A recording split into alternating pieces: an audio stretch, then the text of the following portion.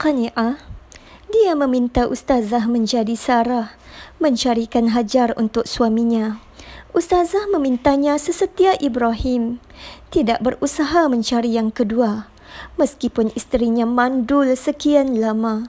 Kerana Ustazah telah melahirkan 9 orang anaknya, kondisi Sarah ternyata berbeza.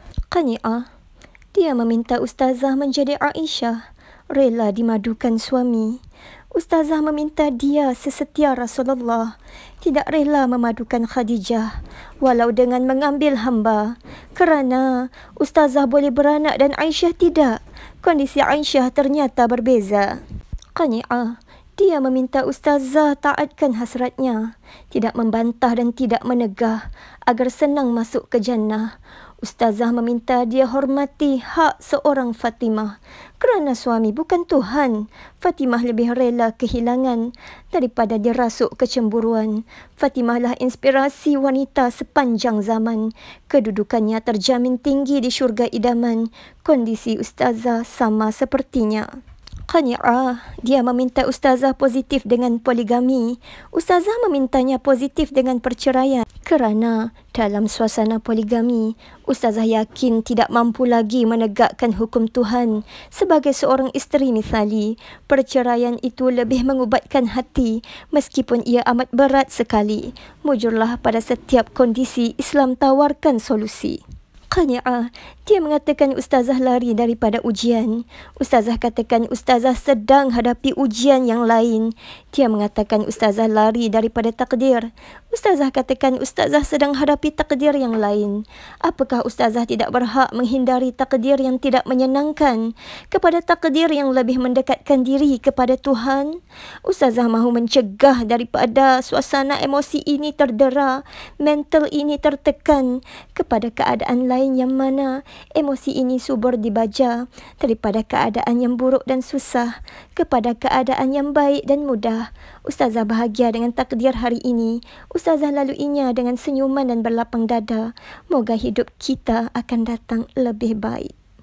Terima kasih Ustazah Huda atas pengalaman berharga yang mengajar kami tentang kehidupan. Istimewa buat wanita-wanita yang sedang teruji. Kalian wanita mulia. Bibirmu terkunci, senyummu terpaksa, demi maruah suami, kau diamkan segala. Tangismu hibah di malam gelita, batinmu mengadu pada Yang Esa. Kau tak mahu mengaibkan sesiapa, agar orang melihat tiada apa-apa. Meskipun rahsiamu kemas tersimpan, Allah tak rela kau menangis sendirian. Kisah keluarga Nabi Allah dedahkan sebagai tauladan sepanjang zaman. Begitu juga kes-kes tekanan mental tak mampu lagi disorokkan. Konflik para isteri Nabi menjelaskan betapa perit mengurus kecemburuan walaupun oleh wanita paling beriman, apatah lagi dirimu wanita akhir zaman.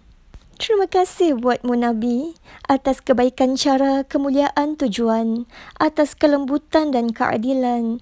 Wujudkah lelaki kini sebaik Nabi? Aku belajar dari kepahitan mereka, bukan memilih kepahitan untuk belajar. Terima kasih Tuhanku tidak memaksa, menjaga agamaku daripada tercalar. Pernikahan bukan medan percaturan, poligami bukan cuba-cubaan, tanpa keperluan ia bukan pilihan, hanya pintu kecemasan ketika tiada jalan. Syarat ta'liq akan kupatri, kerana tiada lelaki sebaik Nabi dan aku tidak akan sebaik Aisyah. Aku lebih rela menjadi Fatimah.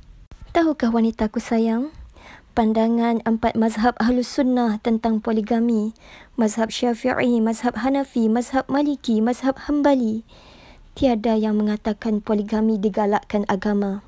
Ia cuma dibenarkan bila perlu, bukan digalakkan.